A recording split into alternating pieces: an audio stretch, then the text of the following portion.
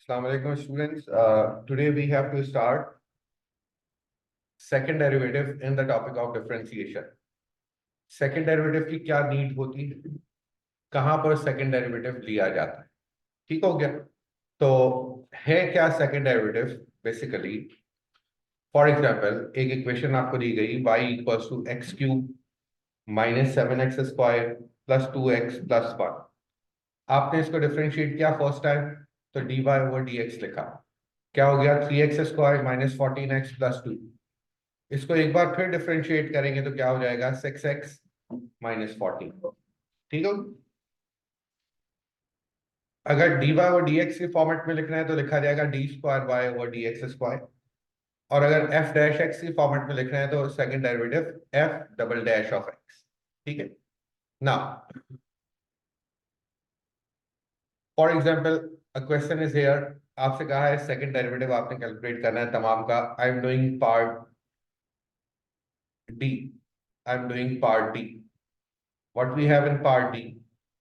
Y equals to 4x plus 1 whole power 5. First derivative y dash 5 4x plus 1 whole power 4. साथ में base का derivative which is 4. So the first derivative is 20 4x plus 1 whole power 4. Any confusion? And second derivative will be, इसको दोबारा से differentiate कर दें. So it will be 80 4x plus 1 whole cube. Derivative of the base is 4. So it will be 320 4x plus 1 whole power 3. Any confusion? एक बार differentiate किया, दोबारा से differentiate कर दिया, तो ये सेकंड डेरिवेटिव आ गया, राइट। एक दो पार्ट जरा आप लोग कर लीजिए, part C and part F, then will start working about the application of second derivative. Now, question number 2, part C. First, y equals to x plus 1 over x minus 3. We have to use quotient rule. U is x plus 1. So u dash is 1. V is x minus 3. So v dash is 1. So y dash will be v, the derivative of u. Derivative of u is 1, लिखने की जरूरत नहीं है, minus u. u क्या है? x plus 1. The derivative of v लिखने की need नहीं क्योंकि it is also 1 over v square x minus 3 का whole square. So it will be x minus 3 minus x minus 1 over x minus 3 whole square. So it will be x and x cancel out, minus 4 upon x minus 3 whole square. This is the first derivative.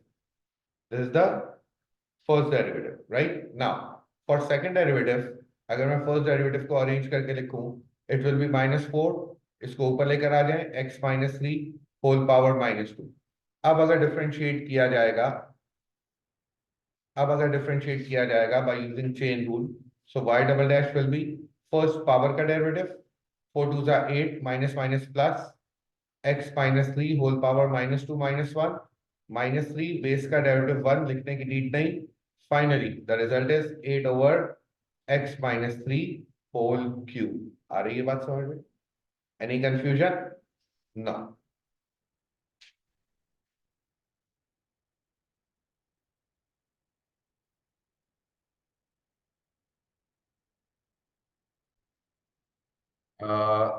First, in question number 4, in the A part, it is y equals to this. So y dash in the first part dy over dx. dy over dx is 12x squared plus 6x minus 6 when x is minus 1. When x is minus 1, so it will be minus 1 squared plus 6 minus 1 minus 6. So it will be 12 minus 6 equals to 0. Yes, it is 0. and same for when x is 0.5, it also will be 0. Then find the second derivative and calculate the values when x is -1 and when x is 0.5. Okay, students, now अब देखिए आप, we have two types of curves.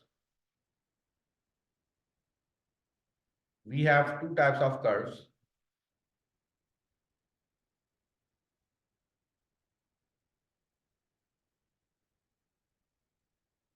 And the curves are, the first is this, and the second one is this. क्या इस type के curve हमने पहले पढ़े? पढ़े कौन से टॉपिक में? The topic of quadratics. ठीक हो गया? उसमें हम कह रहे थे कि हम कैलकुलेट करते थे top most point, right, extreme values, turning point, और इसको हम कहते थे कि ये जो एक्सट्रीम वैल्यूज हैं या टर्निंग पॉइंट है, इनके कोऑर्डिनेट्स को हम रिप्रेजेंट करते थे h और k से, ऐसा ही in case of quadratics. But in case of differentiation, याद रखिएगा बच्चों, जो मैंने क्रॉस एक्सट्रीम पॉइंट्स लिखे हैं, इनको हम क्या कहते हैं? Stationary points. क्या कहते हैं? Stationary points. सुनिएगा, स्टेशनरी पॉइंट, अगर मैं कहूं फर्स्ट कर्व की बात करूं तो ये स्टेशनरी पॉइंट मैक्सिमम पॉइंट, और अगर मैं सेकंड कर्व की बात करूं तो ये स्टेशनरी पॉइंट मिनिमम पॉइंट। ठीक हो गया? जी बच्चों, अब आप देखिए, we have stationary point, two stationary points in the two diagrams, right? और अगर मैं ये पूछता हूं कि what is a stationary point, stationary point क्या है, तो सुनिएगा, अकॉर्डिंग टू मैथ्स, अब सुनिए बच्चों, स्टेशनरी पॉइंट पर हमेशा याद रखिएगा, अगर मैं एक टेंजेंट ड्रॉ करता हूं, स्टेशनरी पॉइंट पर, तो this tangent is parallel to x axis, and if any line is parallel to x-axis, then the gradient of this line will be 0. Then the gradient of this line will be 0. Stationary point वो point है जहां पर curve का gradient क्या हो जाए?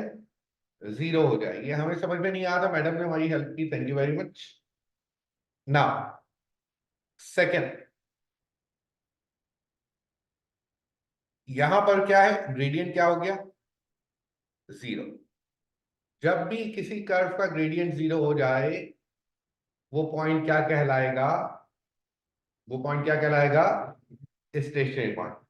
अब एक चीज सुनिएगा, वो पॉइंट स्टेशनरी तो कहलाएगा, लेकिन वो पॉइंट स्टेशनरी में भी टाइप्स है। स्टेशनरी में मैक्सिमम कहलाएगा कि मिनिमम कहलाएगा? क्या? वो तो अकॉर्डिंग टू ग्राफ देखा जाएगा,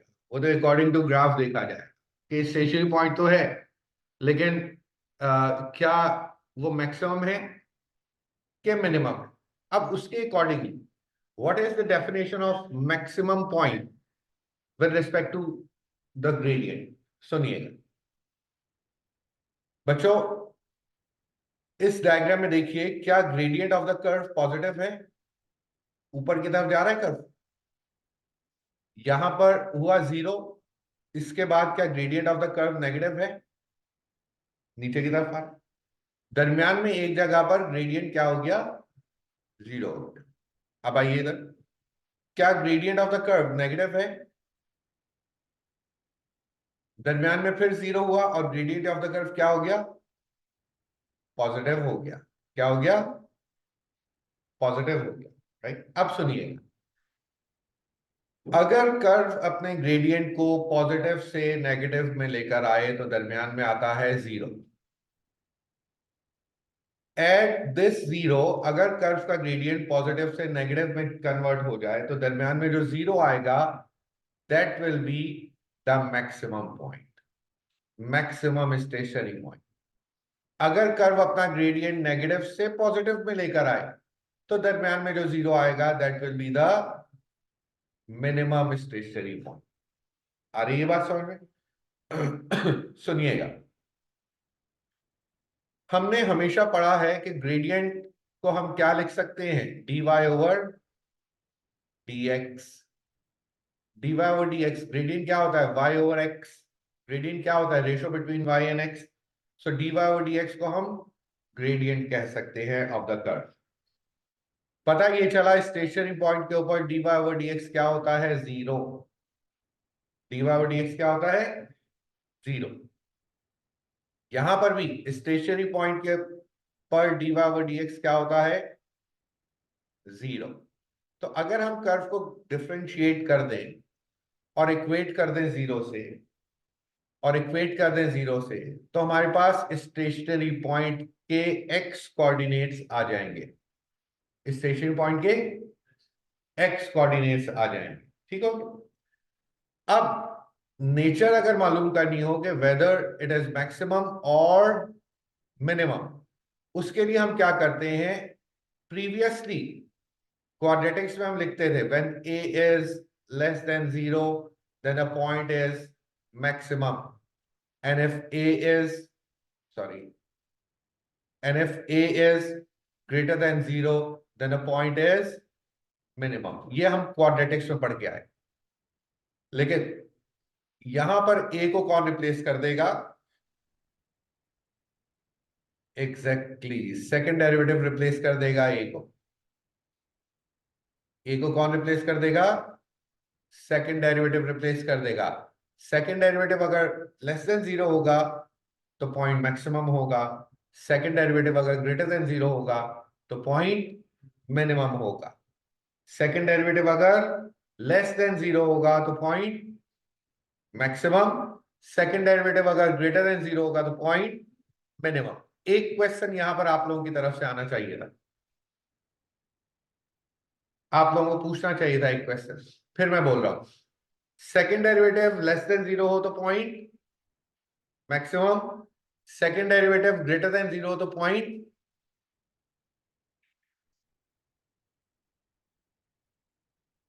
एक क्वेश्चन आना चाहिए था कि sir if second derivative equals to 0 तो फिर क्या। अगर सेकंड डेरिवेटिव इक्वल्स टू 0 हो जाए तो क्या होगा, अब सुनिएगा। अब एक और ग्राफ बना, एक और ग्राफ यहां बना रहा हूं, and the graph is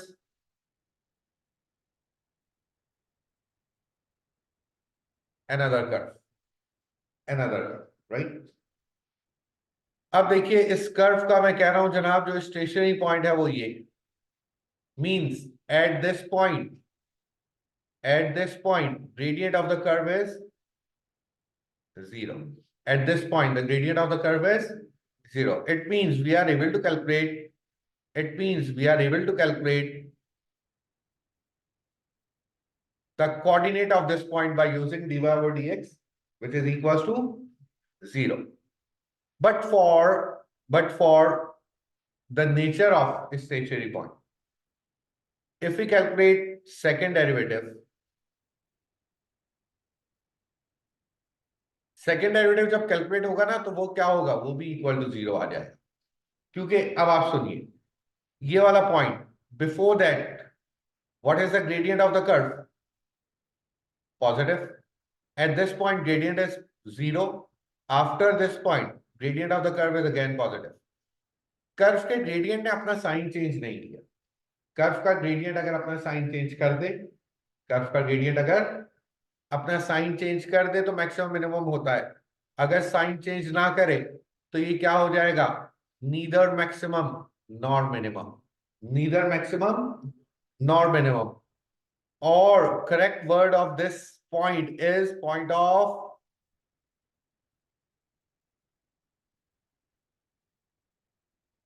point of inflection, इसको क्या कहा जाता है?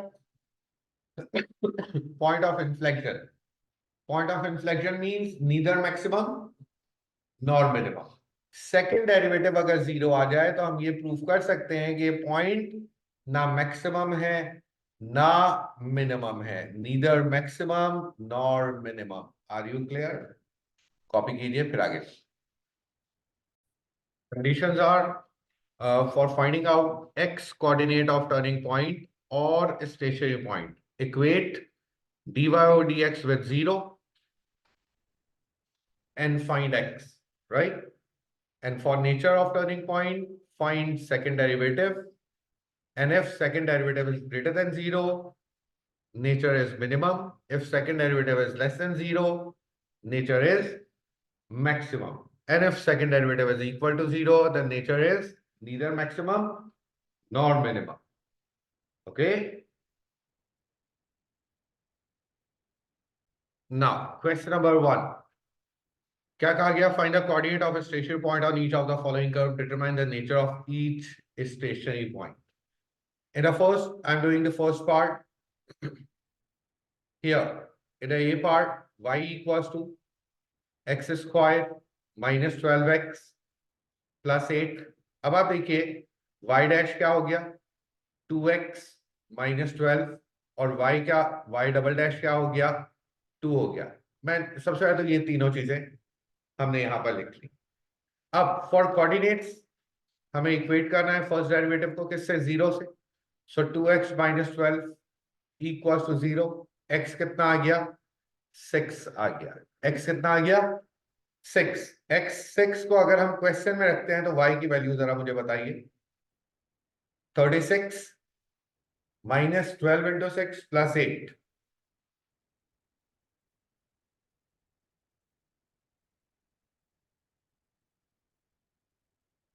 32. The final answer is 32. तो कोऑर्डिनेट क्या बने? 6, 32. ये क्या बना? Turning point. क्या बना?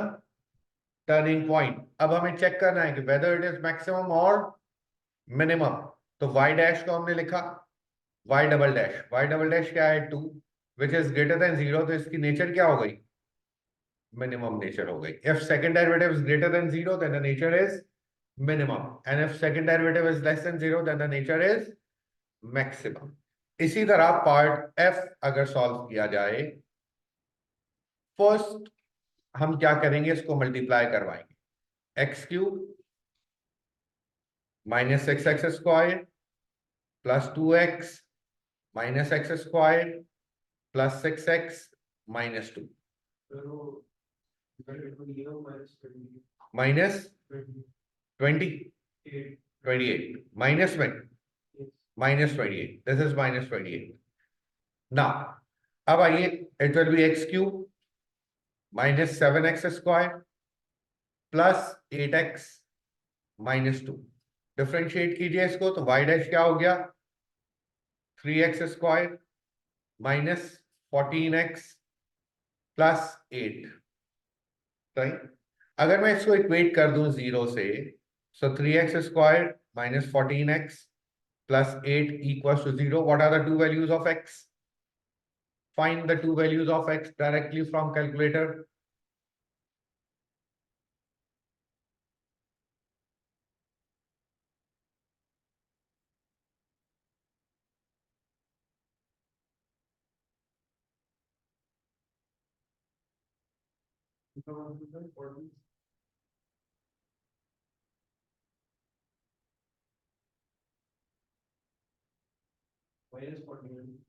Yes.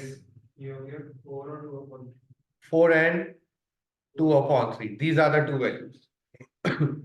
इस पर हमें y कैलकुलेट करना है. When x is 4, what is the value of y? When x is 2/3, what is the value of y? कीजिए calculate. When x is 4, what is the value of y?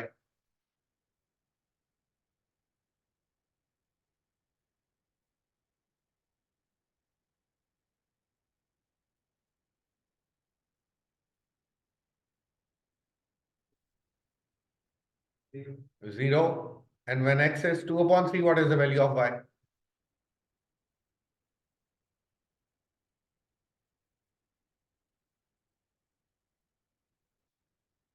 0, दोनों पर 0 आ रहा है। कहाँ रख रहे हो तुम? इसमें रख रहे हो, y में रख रहे हो इधर, या y डैश में रख रहे हो? y में रखो बेटा। 4 पर -18, 4 is -18 and 2/3 is